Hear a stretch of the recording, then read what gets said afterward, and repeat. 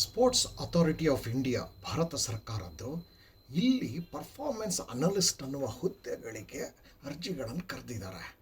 ಅಲ್ಲಿ pay scale 35,400ರಿಂದ ಶುರುವಾಗುತ್ತೆ. ಅಂದರೆ ಅದಕ್ಕೆ DA HRA ಎಲ್ಲ ಸೇರಿ ಕೈ ತುಂಬ ಸಂಬಳ ಬರುವಂತಹ ಹುದ್ದೆ ಆಗಿದೆ ಇದು. ಈ ಹುದ್ದೆ performance analyst group B post ಆಗಿದೆ. ಮುಂದಿನ ದಿನದಲ್ಲಿ ಗ್ರೂಪ್ Aಗೆ ಪ್ರಮೋಷನ್ ಕೂಡ ಸಿಗುತ್ತೆ ಅನ್ನೋದನ್ನು ಅವರು ಹೇಳ್ತಿದ್ದಾರೆ. ಈ ಮಾಹಿತಿಯನ್ನು ನಿಮಗೆ ತರ್ತಿರೋದು IM ಫಾರ್ ಕೆರಿಯರ್ ಚಾನಲಿಂದ. ಇದರ slogan my path my future. Last date ಯಾವತ್ತು ಅಂತ ನೋಡಿದ್ರೆ 10ನೇ ತಾರೀಕು ಫೆಬ್ರವರಿಯಿಂದ ಅರ್ಜಿ ಹಾಕೋದಕ್ಕೆ ಅವಕಾಶ ಕೊಡ್ತಾ ಇದ್ದಾರೆ. ಅದು ಮಾರ್ಚ್ 9ನೇ ತಾರೀಕುವರೆಗೂ ಇರುತ್ತೆ ಅನ್ನೋದನ್ನು ಕೂಡ ಅವರು ತಿಳಿಸ್ತಿದ್ದಾರೆ. ಇಲ್ಲಿ 7 ರೀತಿಯ ಪೋಸ್ಟ್ಗಳಿದೆ ಪರ್ಫಾರ್ಮೆನ್ಸ್ ಅನಲಿಸ್ಟ್ ಪೋಸ್ಟು. ಯಾವುದ್ಯಾವುದು ಅಂದರೆ ಆಂಥ್ರೋಪೋಮೆಟ್ರಿ, ಬಯೋಮೆಕ್ಯಾನಿಕ್ಸ್, ನ್ಯೂಟ್ರಿಷನ್ ಹಾಗೂ physiotherapy, physiology, psychology, strength and conditioning ಅಂತ ಹೇಳಿ 7 ರೀತಿಯ ಪರ್ಫಾರ್ಮೆನ್ಸ್ ಅನಲಿಸ್ಟ್ ಪೋಸ್ಟ್ಗಳಿದೆ. ಯಾರ್ಯಾರು ಇದಕ್ಕೆ ಅರ್ಹರಿದ್ದೀರಿ ಅರ್ಜಿ ಹಾಕೋದಕ್ಕೆ ಪ್ರಾರಂಭ ಮಾಡಿ. ವಯಸ್ಸಿಗೆ ಬಂದರೆ 30 ವರ್ಷ ಮ್ಯಾಕ್ಸಿಮಮ್ ಅಂತಿದ್ದಾರೆ. ಯಾರಾದರೂ ಏಜ್ ರಿಲ್ಯಾಕ್ಸೇಷನ್ ನೀವು ಕ್ಲೈಮ್ ಮಾಡ್ತೀರಾ ಅಂದರೆ ಸರ್ಕಾರದ ನಿಯಮದಂತೆ ಅವರು ಕೊಡುತ್ತಾರೆ.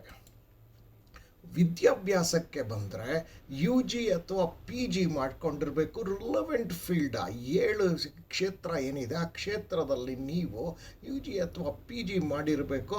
ಹಾಗೂ ಅವ್ರು ಹೇಳ್ತಾ ಇರೋದು 1 ವರ್ಷದ ಎಕ್ಸ್ಪೀರಿಯನ್ಸ್ ಡಿಸೈರಬಲ್ ಅಂತ ಹೇಳ್ತಿದ್ದಾರೆ, ಎಸೆನ್ಷಿಯಲ್ ಅಂತ ಅವರು ಹೇಳ್ತಿಲ್ಲ. ಸೊ ಇದ್ರ ಬಗ್ಗೆ ನೀವು ಗಮನ ಹರಿಸಿ. ಸೆಲೆಕ್ಷನ್ ಪ್ರೊಸೀಜರ್ ಯಾವ ಥರ ಮಾಡ್ತಾರೆ ಅಂದರೆ ಕಂಪ್ಯೂಟರ್ ಬೇಸ್ಡ್ ಟೆಸ್ಟ್ ಇರುತ್ತೆ. ಅದರ ಮುಖೇನ ಸೆಲೆಕ್ಷನ್ ಶುರುವಾಗುತ್ತೆ. ಈ ಕಂಪ್ಯೂಟರ್ ಬೇಸ್ಡ್ ಟೆಸ್ಟ್ ಇದೆಯಲ್ಲ 2 ಗಂಟೆ 100 MCQ ಪ್ರಶ್ನೆಗಳಿರುತ್ತೆ.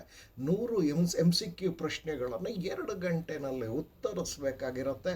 ಆ 100 MCQ ಪ್ರಶ್ನೆನ ಅವರು 3 ಸೆಕ್ಷನ್ಸ್ಗಳಾಗಿ ವಿಭಜಿಸಿರ್ತಾರೆ. 40 40 20 ಪ್ರಶ್ನೆಗಳ ಥರ. ಇನ್ನು ಈ ಕಂಪ್ಯೂಟರ್ ಬೇಸ್ಡ್ ಟೆಸ್ಟಲ್ಲಿ ಯಾವುದ್ರ ಬಗ್ಗೆ ಪ್ರಶ್ನೆ ಇರುತ್ತೆ ಅಂದರೆ ಸ್ಪೋರ್ಟ್ಸ್ ಸೈನ್ಸ್ ನಾಲೆಡ್ಜ್ ಬಗ್ಗೆ, ಜನರಲ್ ಅವೇರ್ನೆಸ್ಸು, ರೀಸನಿಂಗ್ ಮತ್ತು ಆ್ಯಪ್ಟಿಟ್ಯೂಡ್ ಬಗ್ಗೆ ಎಲ್ಲ ಪ್ರಶ್ನೆಗಳಿರುತ್ತೆ. ನಿಮ್ಮ ಸ್ಪೆಸಿಫಿಕ್ ಯಾವ 7 ಕ್ಷೇತ್ರದಲ್ಲಿ ಯಾವುದಕ್ಕೆ ನೀವು ಪ್ರಿಫರೆನ್ಸ್ ಕೊಡ್ತಿರ್ತೀರಿ ಅದಕ್ಕೆ ಸಂಬಂಧಪಟ್ಟಂತೆ ಇವು ಪ್ರಶ್ನೆಗಳಿರುತ್ತೆ. ಹಾಗೂ ಬಹಳ ಮುಖ್ಯವಾಗಿ ನೆಗೆಟಿವ್ ಮಾರ್ಕಿಂಗ್ ಇರುತ್ತೆ ಅನ್ನೋದನ್ನು ಅವರು ಹೇಳ್ತಿದ್ದಾರೆ. ಏನಿದು ನೆಗೆಟಿವ್ ಮಾರ್ಕಿಂಗ್ ಅಂದರೆ ನೀವು ತಪ್ಪು ಉತ್ತರ ಬರೆದ್ರೆ ಅದರಲ್ಲಿ ನೀವು ಸರಿ ಉತ್ತರ ಬರೆದಿರೋದರಲ್ಲಿ ಒಂದಿಷ್ಟು ಅಂಕಗಳನ್ನು ಕಳೀತಾರೆ ಅವರು. ಆನ್ಲೈನ್ ಟೆಸ್ಟ್ ಸೆಂಟರ್ಸ್ ಎಲ್ಲೆಲ್ಲಿದೆ ಅಂದರೆ ಇಡೀ ದೇಶದಲ್ಲಿದೆ. ಡೆಲ್ಲಿ, ಲಕ್ನೋ, ಚಂಡೀಗಢ, ಭೋಪಾಲ್, ಗಾಂಧಿನಗರ್, ಮುಂಬೈ, ಕೋಲ್ಕತ್ತಾ, ಭುವನೇಶ್ವರ್, ಹೈದರಾಬಾದ್, ಬೆಂಗಳೂರು, ತಿರುವನಂತಪುರಂ, ಗುವಾಹತಿ ಮತ್ತು ಇಂಫಾಲ್ನಲ್ಲಿ ಇದೆ ಅನ್ನೋದನ್ನು ಅವರು ಹೇಳ್ತಿದ್ದಾರೆ. ನಿಮಗೆ ಕಡೆಯಲ್ಲಿ ಬೇಕಾಗೋದು ವೆಬ್ಸೈಟ್ ಲಿಂಕು, ಅಡ್ವರ್ಟೈಸ್ಮೆಂಟ್ ಲಿಂಕು. ನೀವು ಡಿಸ್ಕ್ರಿಪ್ಷನ್ ಬಾಕ್ಸ್ಗೆ ಹೋಗಿ, ವಿಡಿಯೋ ಡಿಸ್ಕ್ರಿಪ್ಷನ್ ಬಾಕ್ಸ್ಗೆ ಹೋಗೋದು ಗೊತ್ತಿದೆ ಅಲ್ವಾ ನಿಮಗೆ. ಲಿಂಕ್ ಮುಖೇನ ವಿಡಿಯೋ ನೋಡಿ. ಆಗ ಮಾತ್ರ ವಿಡಿಯೋ ಕೆಳಗಡೆ ಟೈಟಲ್ಸ್ಗಳೆಲ್ಲ ಆದಮೇಲೆ MORE ಮೋರ್ ಅನ್ನೋ ಪದ ಇರುತ್ತೆ. ಅದನ್ನು ಕ್ಲಿಕ್ ಮಾಡಿ ಡಿಸ್ಕ್ರಿಪ್ಷನ್ ಬಾಕ್ಸ್ ಓಪನ್ ಆಗುತ್ತೆ. ಅಲ್ಲಿ ನಾನು ವೆಬ್ಸೈಟ್ ಲಿಂಕು, ಅಡ್ವರ್ಟೈಸ್ಮೆಂಟ್ ಲಿಂಕು ಎಲ್ಲವನ್ನೂ ಕೊಟ್ಟಿದ್ದೇನೆ.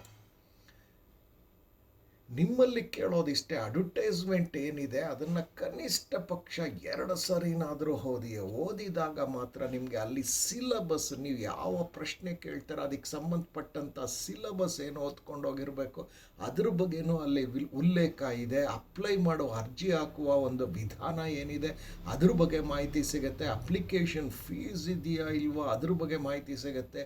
ಕ್ವಶ್ಚನ್ ಪೇಪರ್ ಪ್ಯಾಟ್ರನ್ 3 ಸೆಕ್ಷನಲ್ಲಿ ಕೊಡ್ತಾರೆ ಅಂತ ಹೇಳಿದ್ನಲ್ಲ, ಆ ಪ್ಯಾಟ್ರನ್ ಬಗ್ಗೆ ಗೊತ್ತಾಗುತ್ತೆ. ಹೀಗೆ 10 ಹಲವು ವಿಚಾರದ ಬಗ್ಗೆ ಗೊತ್ತಾಗುತ್ತೆ. ಹಾಗಾಗಿ ನೀವು ಅಡ್ವರ್ಟೈಸ್ಮೆಂಟ್ನ ಕನಿಷ್ಠ 2 ಬಾರಿ ಆದರೂ ಓದೋದು ಬಹಳ ಮುಖ್ಯ ಇರುತ್ತೆ. ಈ ಪರ್ಫಾರ್ಮೆನ್ಸ್ ಅನಲಿಸ್ಟ್ ಹುದ್ದೆಗೆ ಏನು ಮಾಹಿತಿ ಕೊಡ್ತಾ ಇದ್ದೀವಿ ಇದು IM ಫಾರ್ ಕೆರಿಯರ್ ಚಾನಲಿಂದ. ಈ ಚಾನಲಿಂದ slogan my path my future. ಈ ಚಾನಲ್ಗೆ ಸಬ್ಸ್ಕ್ರೈಬ್ ಮಾಡ್ಕೊಳ್ಳೋದ್ರಿಂದ ಸಾಕಷ್ಟು ನಿಮಗೆ ಉದ್ಯೋಗದ ಮಾಹಿತಿ ಸಿಗ್ತಲೇ ಹೋಗುತ್ತೆ. ಹಾಗೂ ಒಂದು ಲೈಕ್ ಬಟನ್ ಕೊಡೋದನ್ನು ಮರಿಬೇಡಿ.